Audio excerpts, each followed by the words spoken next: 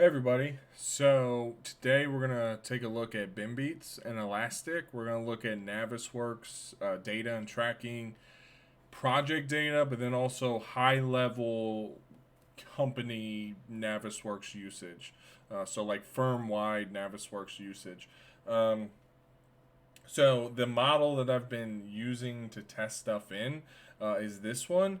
And what I've simply been doing is just hiding the overall disciplines and then updating the clash test so that you guys, so we can at least see somewhat real life data in Bimbeats. But that's what it'll look right in there, but just keep that in mind. It's not like what you would see realistically if you were tracking the data. So that this is the model, and so we'll just jump into Bimbeats and Elastic and take a look from there. So we've got two dashes here. The rest of these are the Discover tab, which we will briefly dive into. I feel like this stuff is a bit more complicated if you're not used to looking at logs. But we will look at these, and I'll discuss these. And this last one here, this last link is just to an article, which I'll reference in a minute after looking at these dashboards. So the first dashboard is this overall company dashboard. And actually, let me refresh it real quick. And I'm going to pause the video because I think it's going to prompt me for a password. All right, so here's the data for the overall firm usage, and this is just a quick high level view. And the way that I use this at my previous firm was to just get an idea on who's using Navisworks and who our power users were.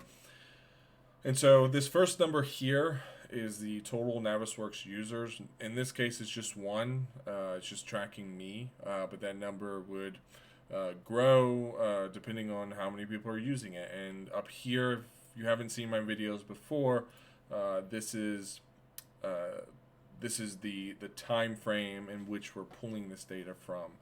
So sometimes, depending on what I'm doing, I'll change this to like to grab the entire time frame of like how long we've had Bimbeats, or I'll knock it down to 7 days or a month. It depends on what I'm trying. But anyways, keep that in mind. This is very important. So here we've got one user. You can see the activity. The activity I'm using. Let me check what index. But it's essentially the amount, the count of documents, and I think what I'm using is the overall log, the Navis, no, not the log, but the overall Navis index. Yeah, so we're just using the overall Navis index, and when we look at the different indexes, I'll show you what that is. But essentially, indexes are just different buckets, and it's a way of organizing all the different documents so that you can easily create visualizations. So we'll take a look at those a little bit so that it makes more sense. But that's what that is, and all we're doing in this visual is just tracking the document count. All right, so that could be sometimes misleading. So I was the top user of Navisworks at my previous firm, and there were some other, and so the number reflected that inside of Bimbeats, and so you could reach out to me as a power user and then get my input on templates or other things, but that same number could be misleading because maybe I was just opening Navis files but not actually doing anything in them, just viewing them. So keep that in mind. It's a cool way to find your power users, but also see just the general activity on how people are using Navisworks. And so that's what that is, and you can sort it by just clicking up here. You can sort ascending or descending. And so that's for the username. But over here for the activity, you can do the same thing. Down here, this is the models. So this will show you the most active models in the company, and you could use that information to quickly audit, just see how they're using and leveraging Navisworks on their team or project, and then from there maybe take that information or learn from it to optimize your Navisworks templates and workflows within within the entire firm. And so that's how I use those dashboards. I would see what projects were actively using it, and then maybe at the end of the project talk with people to see how they were using it, and if there was things that we could learn from and then implement in our Navisworks template to then be applied to future projects. This one over here is just telling us how often people are using it. So when they're opening it, what time, how many people, the durations, and this isn't that great, but when you're looking at this for an entire company, you can see how often you're really using this. And then if you have other other things you want to track and you want to overlay this data on it, it could be even more helpful. But again, this dashboard was just to get a high-level view of how Navisworks was being used in the firm. All right, so, and let me check this to see what index we're using. All right, so we're using the Navisworks log. I think for the most part, for all the other visuals we're going to look at, it uses the Navis event. All right, so that's that dashboard. If you want this, or if you have Bimbeats and don't have this dash, let me know and I'll send you the file. I can't remember the format, but I can send it to you. This is the Navisworks dashboard that comes with Bimbeats. They should give you it with just a template one like this.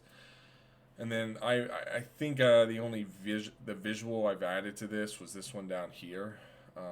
But the rest of these, I think, are already within Bimbeats. All right, so this one is more project related. I mean, you would use this for a project, an active project that you were trying to track the progression of clashes, or just trying to understand it without having to open up Navisworks. This could be something shared with a PM, or even shared or just used by a BIM manager or a Navisworks lead. I know some companies have Navis leads, and it's more a role than a job. But up here, you have this drop down that allows you to change to the different projects. In this case, we have our advanced sample project, and then what we can see, and let me refresh this. All right, cool.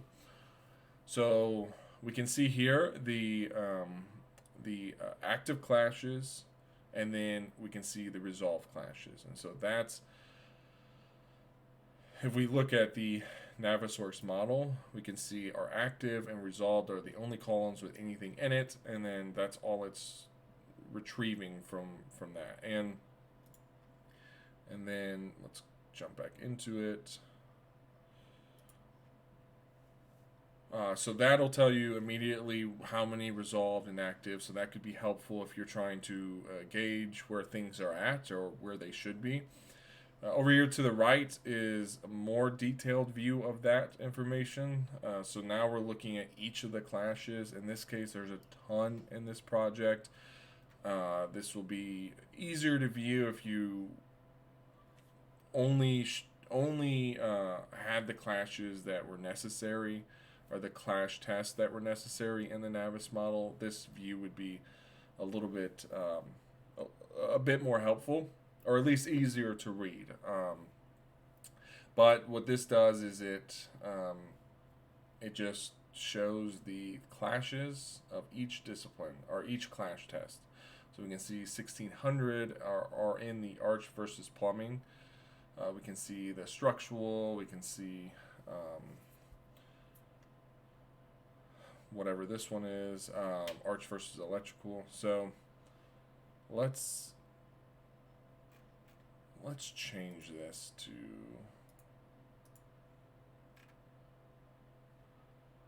Because that said, okay, that number looks right then. Okay, so 1700. Okay, for some reason that looks weird, but I was forgetting to combine, or well, that's 4,000. So we've got around 3,000 right there, just over 3,000. So this number does look pretty high. Let's just look at one of these. So we've got Arch versus HVAC. Let's jump into Navis.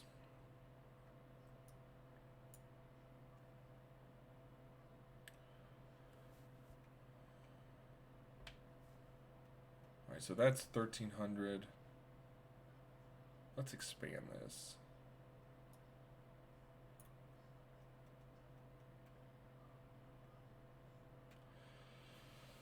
Okay, so Arch versus plumbing. Let's jump back in there.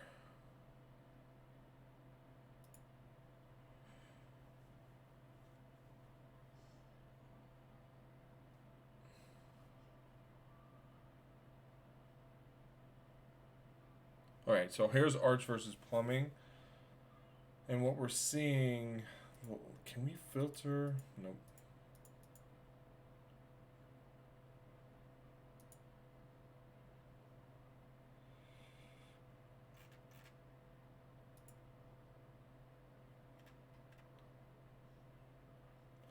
Yeah, what we don't want to see is the resolved, and that's what this is showing. It's just showing us the total clashes, and that's not very helpful.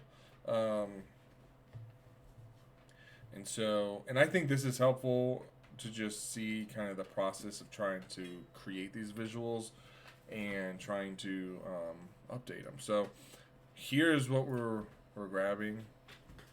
It's just the total. It's just the total amount, rather than the individual clashes. And so we should be able to do this. So let's jump in here. Let's edit the visual, and then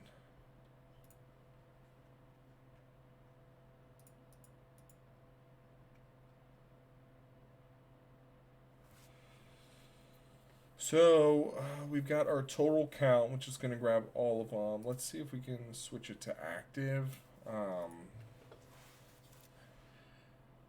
And I'm not sure inside of Kibana if we can do like combine two fields and then have just one column for each. So like active and new. So let's just see what happens if we have active. Okay, so this is cool. This is all of our. So Arch versus electrical, HVAC versus electrical, and then Arch versus HVAC. So there's 3 there. Let's just make sure that looks right. All right, so that's cool. Arch. So here's our 3. Okay, so back here, you can see here I've used the clash status active rather than the total that I originally had. And what you can do is have a second graph that shows the active, or sorry, a second graph that shows the new. So you know what? Let's just go ahead and we'll save. Let's do save to library. We'll say clash totals for test. Instead, we'll say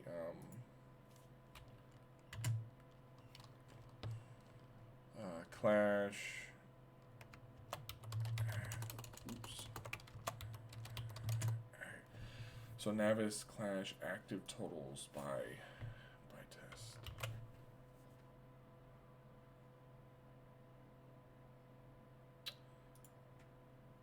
We'll just save over the existing one because I don't see why we would ever want to include the resolved in this list. This is helpful because we can see side by side, but when you combine the 2 values, it's super misleading and not very helpful. So I think this makes more sense. And then now what we can do is go in here, settings, edit the visual. And then we can just go expand this, go back up here, and then just change the status to approved. But before I do that, I wonder if there's... Okay, I'm not going to go through it all. Well, actually, there's a count. So project...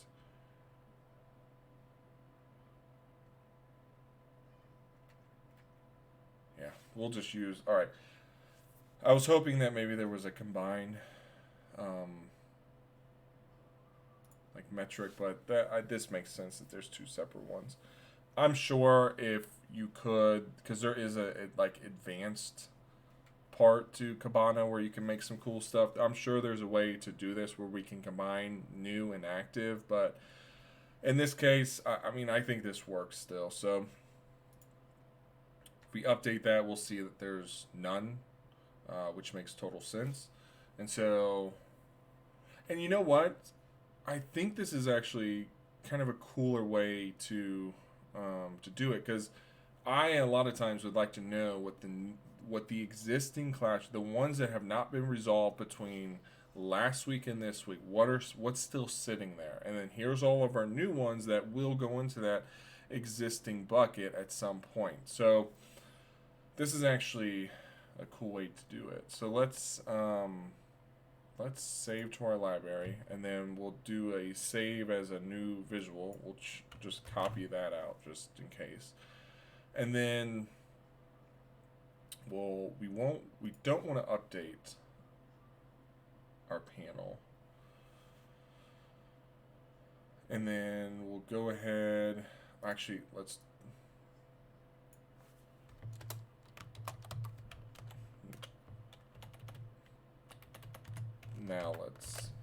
all right, so navis.clash new totals by test.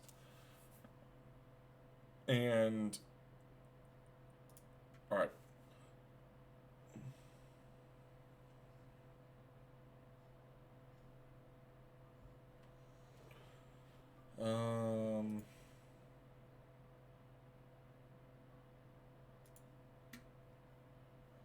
Yeah, this is pretty cool. I haven't seen add to dashboard when you create new. It looks like you can add it pretty quickly to a different dashboard.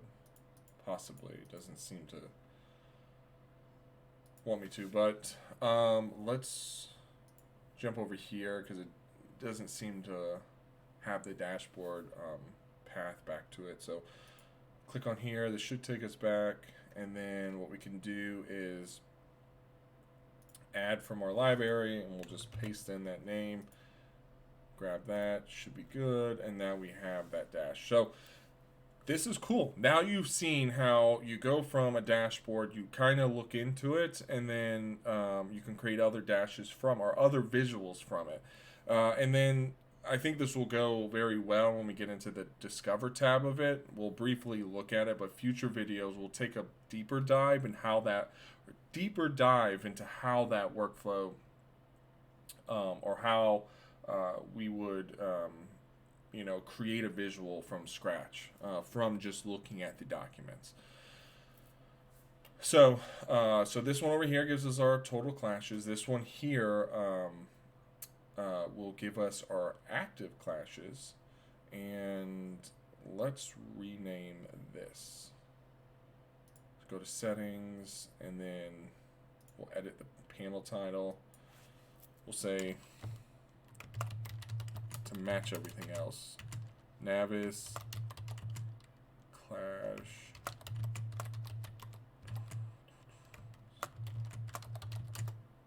Alright, so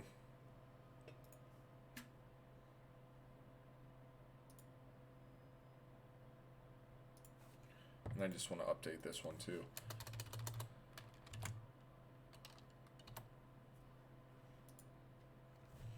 Alright, so we've got our Navis Clash new totals by test. And what this is going to do is show us our new clashes that are just been brought in, and that doesn't make any sense. I wrote that wrong. Let me update that one more time. Active, my bad. Alright, So these are our active clashes. These are the ones that are existing and that are still there. This is the bucket that we'd want to watch from getting really big, because if it's getting big, that means that it can point to two things. It can mean that our templates aren't very effective, and there's things that we can do to lean it up to make it easier for designers. But then also there's the other part of it, which would be people aren't resolving these clashes week to week, and that either we need to address that, or put more people on this job, or staff it differently, or something. But it's some indicator that if that bucket is getting bigger, that we need to make an action on at some point. This one would be our new. So then that week, what are the new clashes that just came in? So yeah, I think this is cool, and you got to see how to create a visual and how to kind of look at it, and the steps of copying and using existing visuals, which is really powerful because there's many different visuals that Bimbeats will hook you up with that you can start stuff from. All right, so the last visual I just want to show you is this one down here. The idea for this one is a timeline, and if you see, you can hover over it, and it's like these little blocks. And so in this block, what we see is the resolved, active, and new for that date. And if we move over, we'll see the active and new, active and resolved, and for this date. And this is not like the greatest. I don't like this very much, the bar charts. I think it's difficult to view. It's sometimes the data doesn't make sense. Like here we can see 6,600. So I'm gonna keep on playing with this and figuring it out. But the idea with this graph is, if we come over here, is that we have the just the trend. Like we can see from the beginning of the project what clashes were when the first time we ran it. We can see that we're trending downwards, which is our goal. So at a high level, from a PM's perspective, we can quickly see that, or for them, they can quickly see that they're moving in the right direction. So that could be a PM or somebody that isn't necessarily getting into the Navsiworks model very often. So that's what I'm after here, is this. And this comes from an article I wrote a while back, so that I can post it below if you're interested in it. But this is the only thing I wanted to show, was just this this chart here. And that's reading the same data that we're seeing. But just in Kibana, I'm finding it difficult to create that with this data. And you can see here that this says 6,600 active clashes, which isn't correct. And let's just validate that. So yeah, you can see here we've only got somewhere around, what is that, 3,000, almost 4,000, so 3,900 clashes, not 6,000. And that's where like the time may be a bit more important. So if we scroll up, we might be able to drill down to like the day. Like, let's just do 1 day. And then let's jump into Navsiworks, and then over here, electrical. So if we get rid of the electrical model, that will remove all the clashes except for this first test. We'll do update all.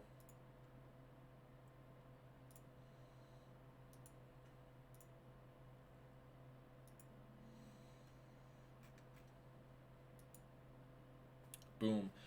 So you can see how quick that is too. So that data gets pushed up there pretty quickly, and that's the main function of Bimbeats. Is it's got these agents that sit on your computer that grab that data and push it into Elastic, allowing us to view that information. So this looks better. This is what we're after.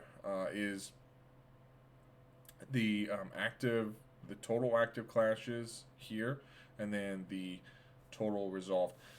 And I've tried to I've seen this issue before, and I was trying to test out some different methods, and I still need to drill into the documents. But one of the things was like, well, maybe if we had like a Bimbeats Navsiworks model that you would never touch yourself, but through like automation, either through something with Clarity or Dynamo, just something where you didn't have to mess with it, and it was just opening it. Maybe you're using Dynaworks, you're opening Navsiworks, you're updating the clashes only weekly, and in that case, this data would be pretty nice, because then what you could do, and you could set it up weekly or daily. You would just need to know the time frame to use in this so that your data is correct.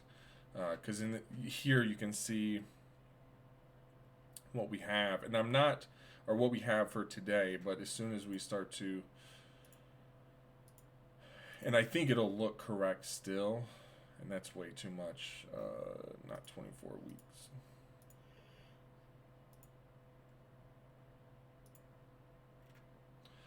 So like this is still correct, but if we were to update the clashes again, I think this data will get all messed up.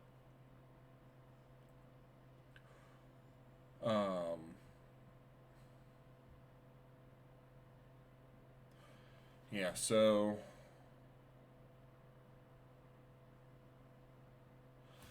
that's almost 10,000 clashes right there. So let's jump back. Because what is our total? So we've got 3,000.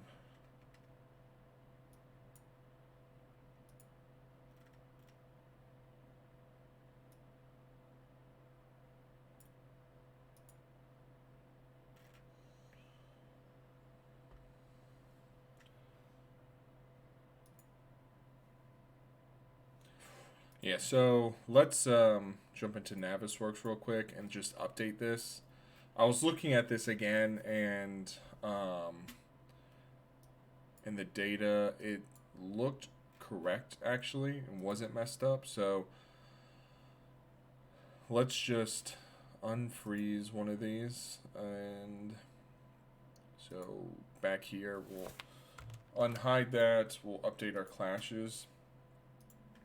And then we'll jump here, because I think I was wrong about this. And I think I might have been just referring to something else. Because this, if we look at here, we've got about 10,000 clashes, and then here, about 10,000. So that looks right, and that's how many we should have, and that's how many active ones. Because that's 40,000. Let's jump here.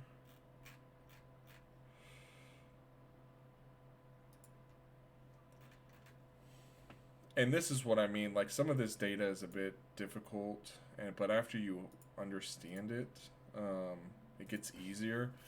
But then all these visuals are unique, and depending on what you're trying to track, it may be a bit harder. So let's refresh this and see.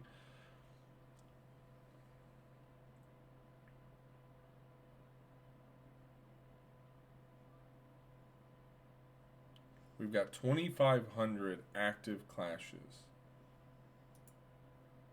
which just, yeah, that doesn't, okay.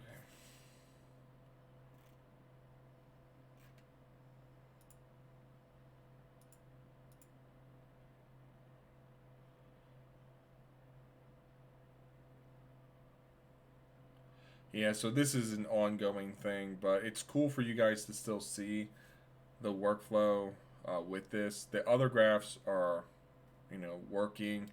This was one I added just because of what I've done in the past, and I know this is helpful just to see that things are moving in the right direction. But this graph is just not working right now. And this wasn't one I ever used. I used these others, or these two. briefly before leaving my previous firm, but I never had a good chance of really leveraging this dashboard other than just this view and this one. But even that, we could just view it from the Navisworks. Or typically, I would view things from Navisworks and not necessarily this dashboard. But this dash, especially with these two buckets and this, if a PM understands this stuff, then they can better organize and track these things going forward. And then this is helpful to get a kind of a big idea on where things are moving, and it somewhat gives you that information. It's just way the heck off, and I'm not entirely sure why that is. If we drill down,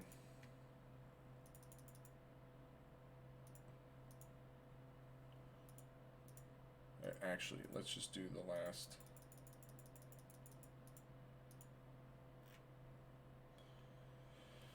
Yeah, even knocking it down to the 15-minute mark, it's not giving, or 10 minutes is not giving us the right data. So, anyways, I think this is helpful to see. This data is difficult. It's messy. Sometimes it's hard to create these visuals. Sometimes it's easy. But keep that in mind in using this platform.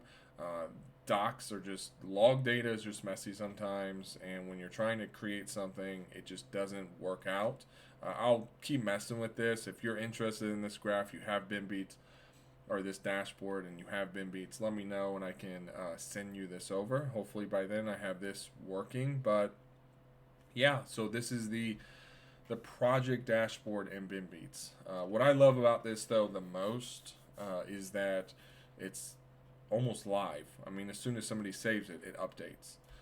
So that's pretty powerful. And if you have a Navisworks, and in our case, we did at my previous firm, we did have a Navisworks like main file that we automated stuff through. And so we use that to run these dashboards rather than being dependent on somebody's like personal NWF file that they were updating clashes on. All right, so just a bit about these different buckets. We won't dive too deep into it, but we've got 3 buckets that are the Navis stuff. So 3 indexes. You'll see I've got duplicates of everything. Try to ignore that. We've got our first bucket here, or index, and that's the Navis one. This is going to hold all data. So you can see 488 hits in the last 15 days, and actually, if I refresh that, we should see a bigger number. So we see 1,500. Come over here. Let's refresh that. 363. Let's do the same here, and then 1,100. So this is like the bucket that holds all the data, all the different documents, and then these are the 2 sub buckets essentially that have different data. And we've got the Navis event, which is used primarily for all the visuals that you saw in the in this graph here. So if we go to edit, you'll see Navis event is being used. And all of these dashes, and oops, don't want to do that.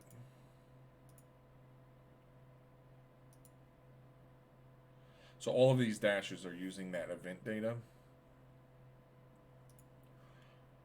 But typically, and this is something we'll try to dive into more in the future, but typically for any of those visuals, when you're creating them, or if you have an idea or a request to create a visual, this is where I would start, is to go into these docs and then drill down into them and then try to understand what information is being pulled in through these logs, and then what information can I create a visual from, or what they're asking for, is that available in these documents. And so I'll expand it, I'll go into these and look at them that way.